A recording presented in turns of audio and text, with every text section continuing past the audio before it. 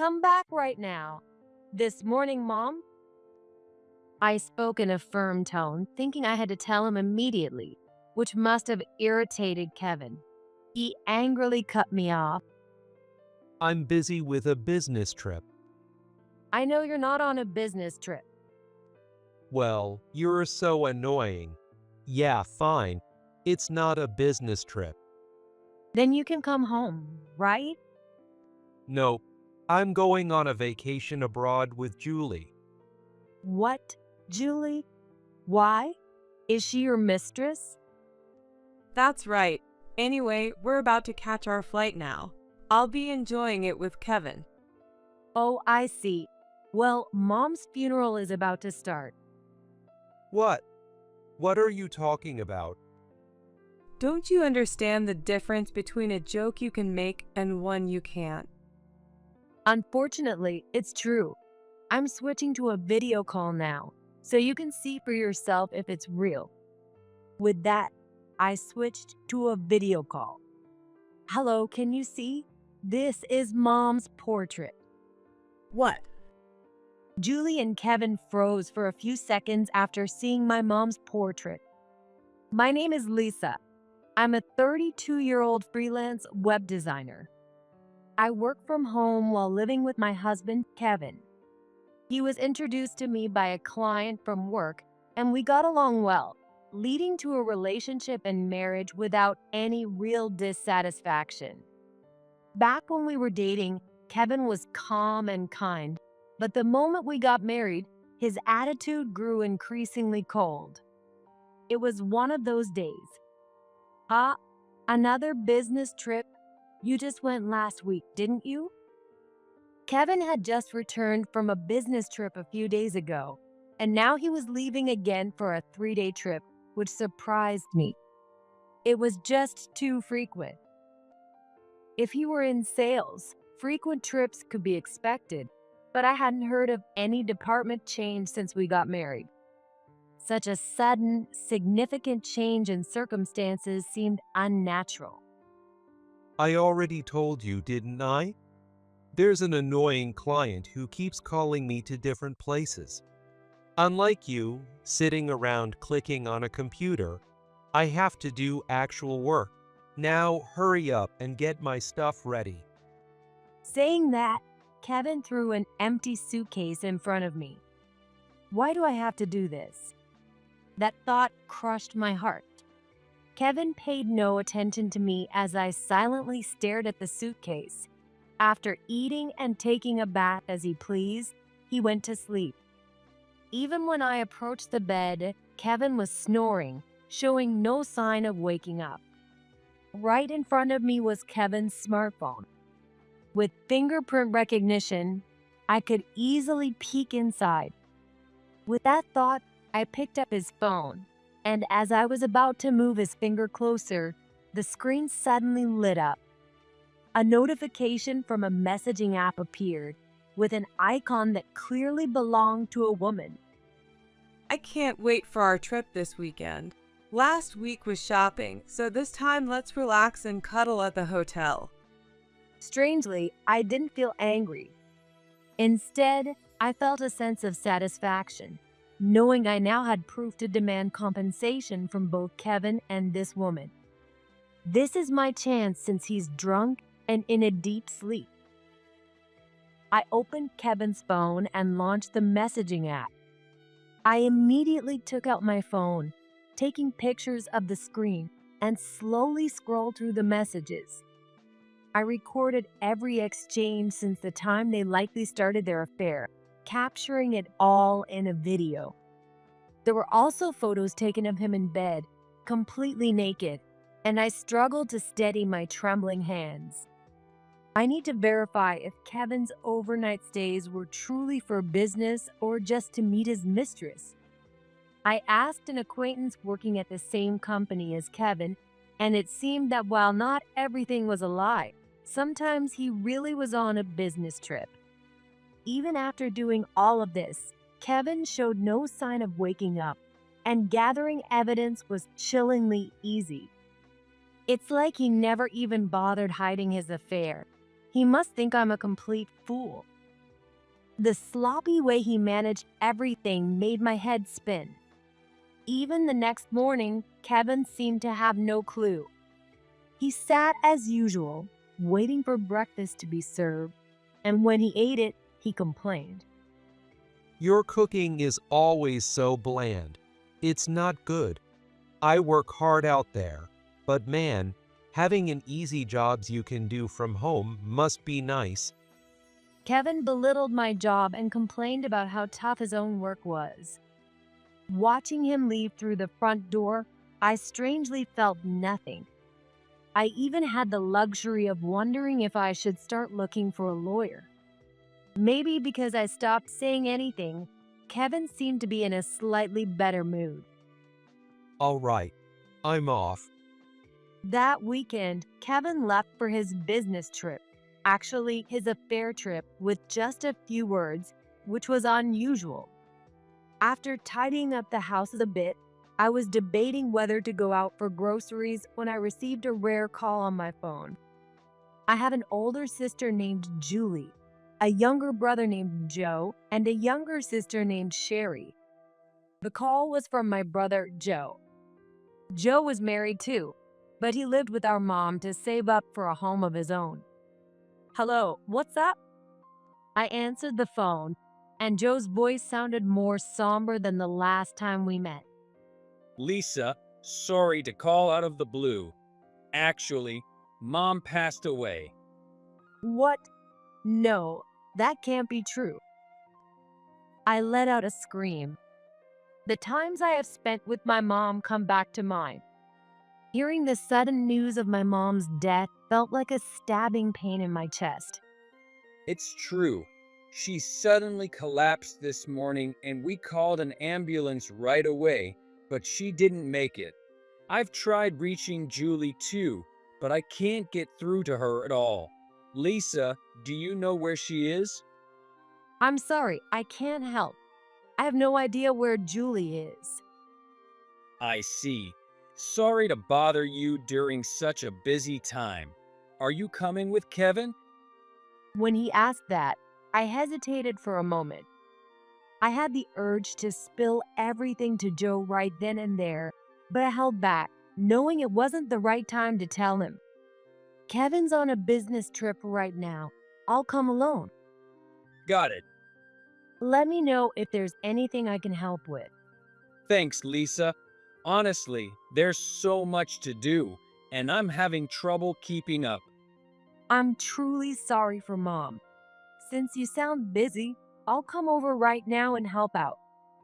After finishing my call with Joe, I immediately contacted Kevin. My chest ached with the grief of losing my mom, and I grew anxious as Kevin took forever to pick up the phone. After ringing more than 10 times, Kevin finally answered, his voice clearly irritated. "Finally, you picked up. Actually, Mom." Before I could finish, Kevin cut me off, shouting over me, Didn't I tell you, you lousy wife, not to call me at work unless it's urgent? Kevin's annoyed yelling on the other end of the line made me hold my breath for a moment. He was obviously irritated that his wife had called while he was on an affair trip. Realizing this, my head burned with anger. "Come back right now." "This morning, Mom?" I spoke in a firm tone, thinking I had to tell him immediately, which must have irritated Kevin even more as he angrily cut me off again. I'm busy with a business trip. "I know you're not on a business trip." Well, you're so annoying. Yeah, fine. It's not a business trip. "Then you can come home, right?" Nope. I'm on vacation abroad with Julie. "What? With Julie? Why?" Why do I have to explain everything to you? Too bad. It seems like I'm still the better choice. Julie. My sister Julie has always had a habit of taking whatever or whoever she likes, even if it belonged to me. Back in school, she even stole my boyfriend once. I can't believe that even as an adult, she's still like this. And now she's stealing my husband, not just a boyfriend. Kevin's wavering makes him just as bad. So Julie was your mistress, Kevin? That's right. Anyway, we're about to catch our flight now, and I'm gonna enjoy this trip with Kevin. We'll talk about that when you get back. For now, both of you need to hurry back. What? We're about to go on an overseas trip. Stop messing with us, you lousy wife. With that, Kevin raised his voice and abruptly hung up. My hand trembled as I held the phone, stunned by shock and confusion. They wouldn't even listen to me. After trying to call several more times, I eventually realized their phones had been turned off. It's impossible. I took a deep breath. If they don't want to talk to me that badly, and they said not to call, I'll respect that. They said it themselves, so they have no right to complain later. Then I left a note in the dining room that said, "Going back to my parents' place," quickly packed my things and left the house. It was already evening by the time I arrived at my parents' house. Amid the bustling activity, Sherry and Joe greeted me. On the table was a list of tasks for the family, and a pile of documents was scattered around. Sorry, Lisa. We're still all over the place, trying to contact everyone. And we haven't even started tidying up anything yet. It's okay. Let's clean up together. By the way, where's Kevin? Joe, expecting both of us, raised his eyebrows at the sight of me alone. Sherry also looked outside, checking if Kevin's car was there. I made up my mind and told them about the phone conversation I had with Kevin and Julie a few hours earlier.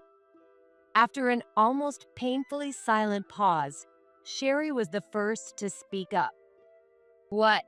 I can't believe it. Those two. What on earth are they thinking?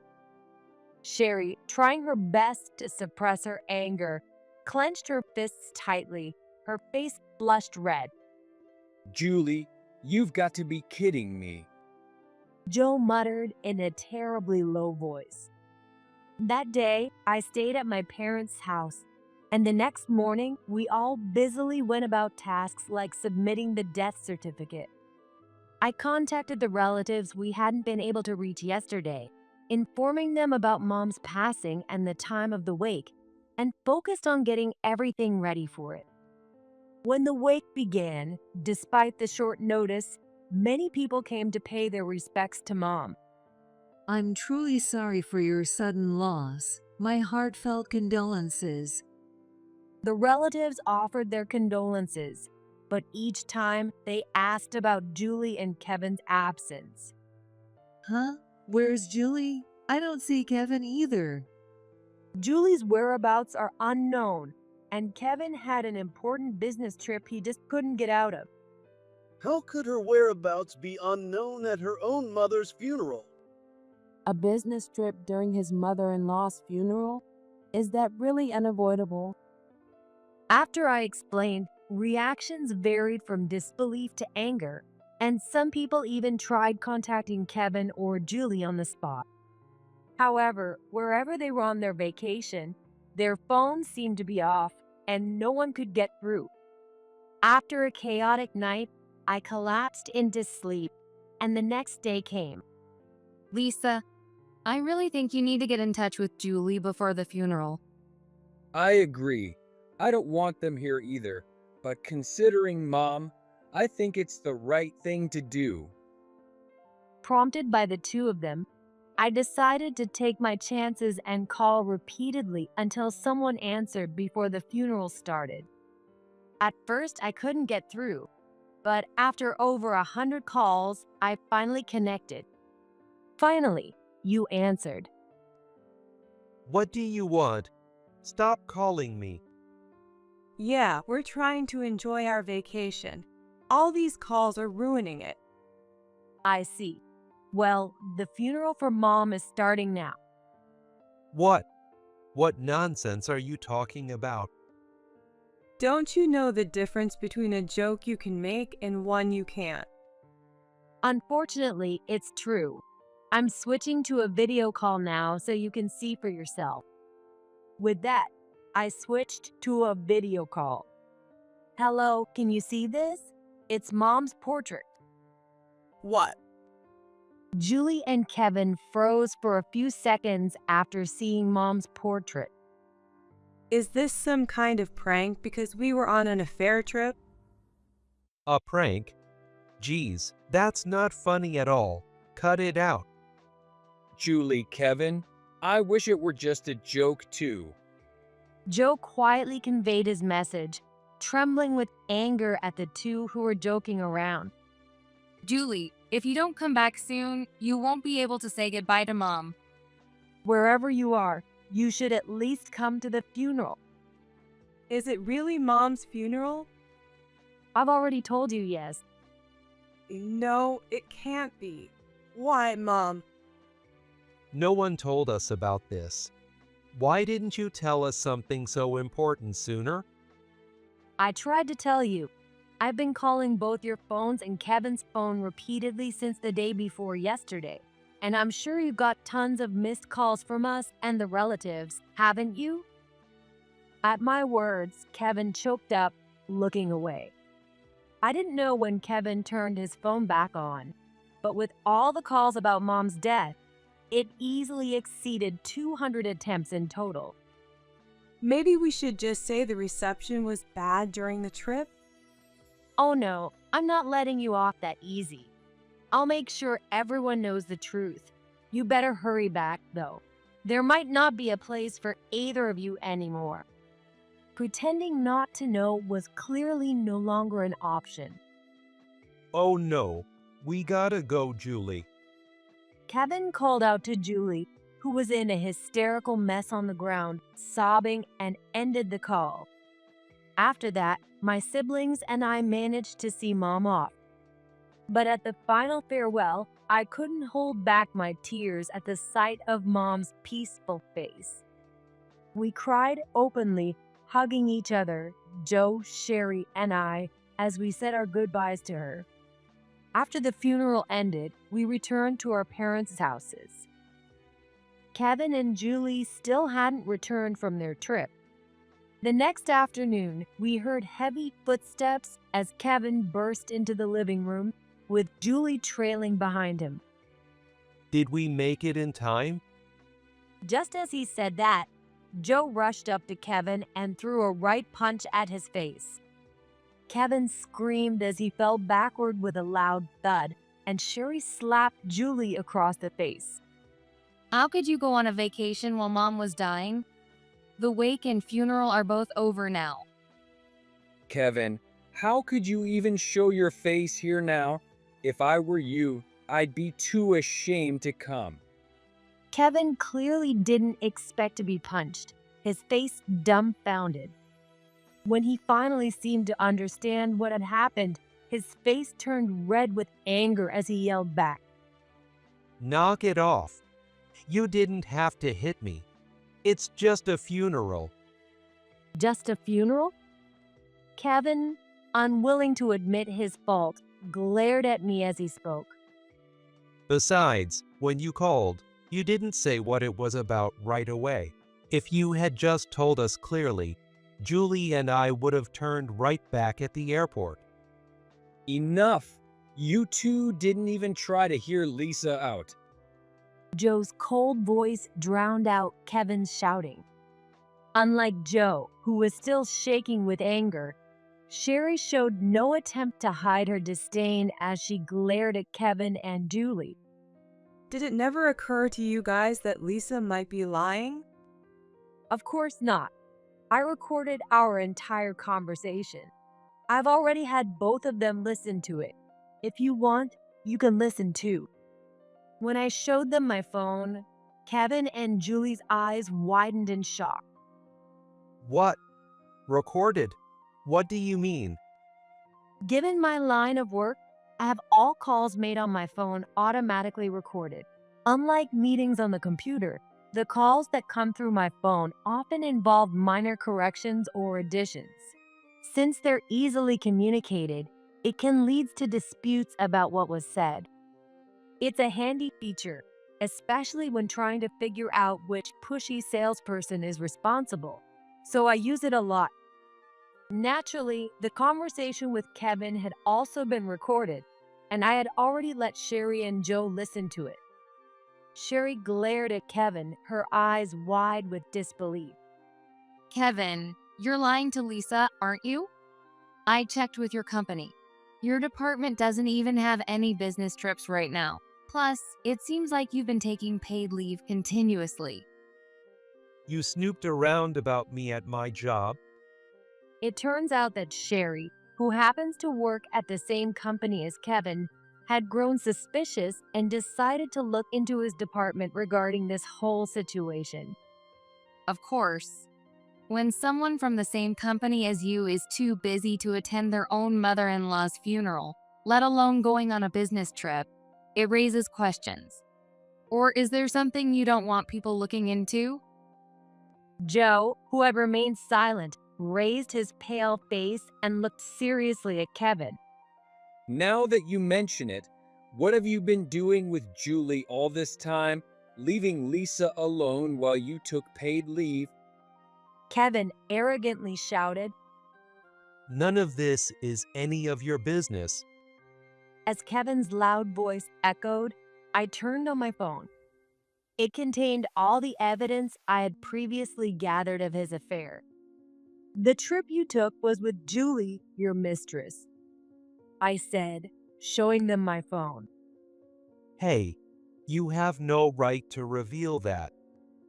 Ignoring Kevin's yelling, I continued to show Sherry and Joe the exchanges between him and Julie, along with receipts from the luxury gifts. I also showed them the messages exchanged right before the trip. What is this? I can't believe it. Julie missed Mom's funeral to go on this trip with him? This is disgusting. And these messages. So sweet, it's sickening. Sherry's disgust was immediately apparent. Joe, on the other hand, looked shocked, his face pale as he stared at Kevin and Julie. It's not just the trip. This is a complete betrayal of Lisa. And buying all these gifts for another woman who's not even his wife? That's a huge hit to the household finances. Kevin had hardly contributed to the household expenses, instead spending his money on Julie, his mistress, which was unforgivable to Joe. Wait, what are you looking at? Kevin, furious, snatched the phone from us. He glanced at the contents, then stormed toward me, ready to grab me. When did you? You went through my messages with Julie without my permission? As Kevin grabbed my clothes roughly, Joe restrained him, and in frustration, Kevin threw my phone onto the floor. The loud thud echoed painfully in the tense room. I didn't want to do this, but you've been acting suspiciously for a long time. All those fake business trips, barely coming home, not contributing any money to the house, and never saying a kind word to me. Of course, I knew something was up. I picked up my phone and retaliated. And it's not like I went snooping. I happened to see a message from Julie on your phone before bed. There were other pieces of evidence that came out easily from your bedroom. You were so bad at hiding it that even as the cheated spouse, I was stunned. That's when Kevin snapped. Shut up. A man who has a wife and works hard for his family attracts women. It's how the world works. Men are judged on that. Or would you rather be married to a loser nobody cares about? As I listened to him, I couldn't help but look down. Not because I was hurt. I laughed. His excuse was so pathetic that it was absurd. I managed to regain a straight face, took a deep breath, and answered his words. You only get to say things like that when you actually take care of your family. You have no right to talk about responsibility. Don't ever come back to this house. Not long after that, I heard that Kevin's parents disowned him, mistreating his wife, having an affair, and showing no remorse, all while acting out after his mother-in-law's death, was more than enough for his parents to cut him off. I packed all of Kevin's belongings and began living peacefully on my own. Of course, I also contacted a lawyer to discuss compensation for the affair. After sending a formal notice of the claim to Kevin and Julie, I started receiving frequent messages from Kevin on my phone. Come on, give me a break. My parents kicked me out, and now I'm stuck renting a cheap apartment. I can't live like this. And that amount for the compensation? That's crazy. You snooped around, making it look like everything's my fault. I blocked his number without hesitation, content to let him think whatever he wanted. From what I heard afterward, Kevin and Julie started living together, but news of the affair had reached HR through Sherry, and Kevin was demoted to a corner of the company. Unable to endure the embarrassment, he ended up resigning from the company. So you quit your job? Of course, I had no place left in that company. Unbelievable. So you're just unemployed now? Well, let's work together. Until I find a job, Julie, you can cut back a bit. Don't make me laugh. A man without money isn't a man at all. Just because you've got a good face doesn't mean you can ride on that forever. What? I can't stay with you anymore. Oh, what a waste that I took you from Lisa. Why? In that case, I'll just have to go back to Lisa. One day, the doorbell rang. Wondering who it was, I opened the door to find Kevin, looking much more disheveled than before. "What are you doing here? I told you never to come back." When I dismissed him, he forced a nasty grin and said, All right, fine. I won't come in. But at least help me out with money. I can't even afford a new suit. And this is a big issue for me as a top salesperson. The alimony's too much, and I barely have enough to live on. Come on, can't you cut me some slack? Now he's come straight to my house to beg for money. Kevin has really hit rock bottom. That's not my problem. Why don't you ask Julie to support you? Shut up. Don't mention her. She dumped me as soon as I quit my job and ran out of money. When I made a sarcastic comment, Kevin bit his lip in frustration, his brow furrowed. So basically, you went from a cash cow to a burden, and she threw you away. After all those expensive gifts and luxurious trips you took her on, it turns out Julie only saw you for your money. It's good you finally realized that. And you were praised at work and earned well. Unlike me, you were supposedly this accomplished guy in a company. So why don't you take care of yourself now? Maybe it's time to find someone who appreciates you for who you are? Though I doubt anyone would want to take you as you are now. Anyway, goodbye. I hope I never see you again. With that, I slammed the door shut. I immediately contacted my lawyer, and soon after, Kevin was issued a restraining order against approaching me. Later, my lawyer informed me. Kevin claims he can't pay the alimony, and upon investigation, it turned out he really had spent all his earnings on his mistress Julie and frivolous activities. Furthermore, since he had left all the household responsibilities to me, he had no life skills, and now, living in his current apartment, he couldn't manage the chores properly and was apparently leading a miserable life. The disheveled appearance when he showed up at my door was a clear result of his inability to manage even basic living. With all that, it was unlikely he'd find another job, and unable to cook, he'd been eating nothing but junk food, which caused his health to deteriorate. At one point, he ended up being unemployed. There was no way Kevin would find a decent new job. But since he still had alimony to pay, a few months later, I heard from Sherry that she saw him working as a traffic guard on a road she passed during a business trip. He looked quite unwell. After looking down on everyone and acting so selfishly, now he's stuck in a low-paying job where he has no freedom. It's almost funny. As for Julie, I heard rumors that, having been cut off by her family and unable to pay her share of the alimony, she had borrowed money from shady lenders and was now working at a nightclub to pay it off. Afterward, I used my savings along with the alimony to quickly move into a new apartment. The current apartment was also the place I had lived with Kevin, and just being there brought back unpleasant memories. I wanted to leave such a place as soon as possible. My work continued to grow steadily, and I was able to build a good track record while gaining trust from multiple clients. It was a fulfilling single life where I could fully focus on my work. With a fresh start, I began my new life. A few months later, I started dating a man I met at a cafe.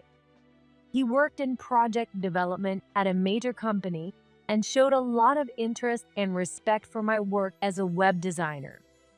A few years later, I married him, and we were also blessed with a child. This time, there were no issues, and our baby was growing well.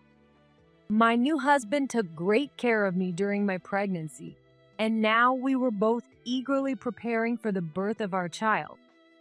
A kind husband and another little one soon to join our family.